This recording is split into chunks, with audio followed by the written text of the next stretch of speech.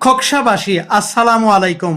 আপনাদের অবগতির জন্য জানানো যাচ্ছে যে খোকসা থানা পুলিশ গত 5/8/2024 তারিখে যে অনাকাঙ্ক্ষিত ঘটনাকে কেন্দ্র করে থানায় যোগদানের বা সেবাদানের সামগ্রিক ক্ষতিগ্রস্ত হওয়ার কারণে আপনাদের সেবা প্রদান করতে সমর্থ হয়নি।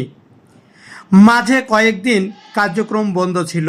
ইতিমধ্যে খোকসা থানার সকল আইনশৃঙ্খলা বাহিনী 12/8/2024 তারিখ সন্ধ্যা 6টা থেকে আপনাদের সকল সেবা প্রদান শুরু করেছে।